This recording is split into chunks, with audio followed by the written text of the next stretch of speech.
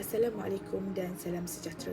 Saya Nurdiana Najah binti Kamal Effendi bernombor matrikan U2102-052. Dalam video ini, saya akan membentangkan tentang perniagaan yang telah saya jalankan sepanjang mengikuti kursus GKU 1001 selama 14 minggu. Pembentangan ini akan meliputi 5 skop yang berbeza iaitu pengenalan barangan dan perkhidmatan, promosi pemasaran, masalah dan penyelesaian, persaingan dan kelebihan persaingan dan akhir sekali pengumpulan dana dan pendapatan. Pertama sekali saya akan mulakan dengan barangan dan perkhidmatan. Setelah melakukan tinjauan di Google Trends dan meminta pendapat dari rakan sekeliling, saya membuat keputusan untuk menjalankan bisnes perniagaan saya atau lebih dikenali sebagai Soksi yang menyediakan pelbagai pilihan stoking kepada pelajar. Terdapat pelbagai corak, warna dan rekaan yang saya sediakan. Bukan itu sahaja, ia juga mempunyai harga yang berpatutan dengan kualiti dan semestinya berharga mampu milik bagi seorang pelajar.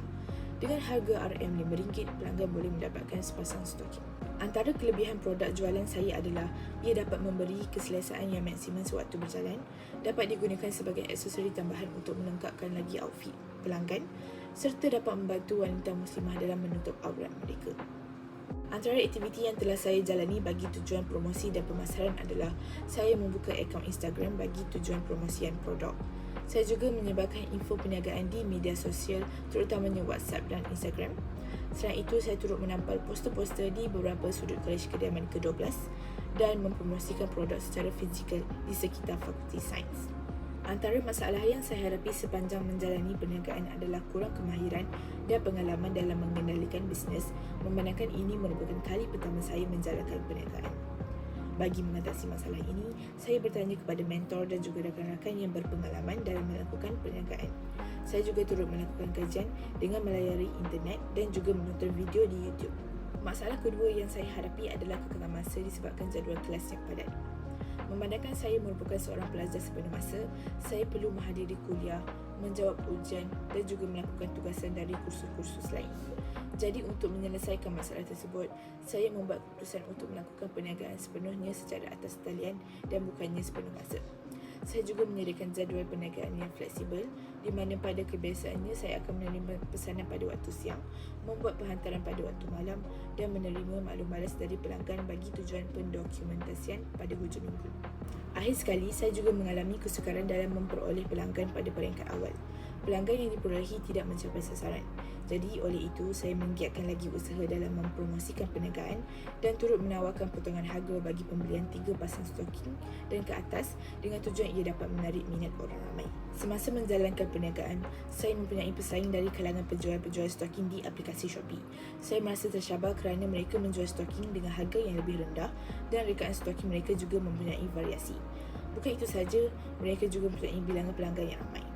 Akan tetapi, dengan persaingan ini, saya memperolehi pelbagai kelebihan. Pertama, ia dapat menaikkan semangat saya dalam berusaha menjalankan perniagaan yang dapat menarik minat orang ramai. Kedua, saya juga dapat menambah ilmu pengetahuan tentang perniagaan dengan mempelajari bagaimana pesaing menjalankan perniagaan mereka. Ketiga, saya dapat menilai kekuatan dan kelemahan saya dalam mengendalikan bisnes perniagaan ini. Dan yang keempat, persaingan ini memberikan semangat kepada saya untuk terus membuat penambahbaikan terhadap perkhidmatan yang dilakukan. Akhir sekali, berikut merupakan laporan pengumpulan dana dan pendapatan yang diperolehi sepanjang menjalankan perniagaan dari bulan April hingga Jun. Pada awalnya, saya menyediakan kos modal sebanyak RM150 dengan wang simpanan saya sendiri. Dengan wang tersebut, saya menyediakan stok stoking bagi tujuan jualan. Selepas 7 minggu melakukan jualan, saya berjaya menjual sebanyak 55 pasang stoking kepada pelanggan.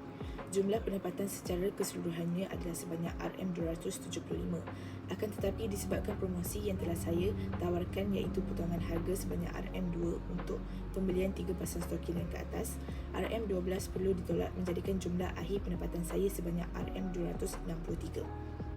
Kesimpulannya, hasil daripada usaha terus-menerus yang telah saya lakukan dalam mempromosikan bisnes perniagaan stoking ini, saya dapat mencapai ke semua sasaran yang telah saya sasarkan di dalam pelan perancangan perniagaan.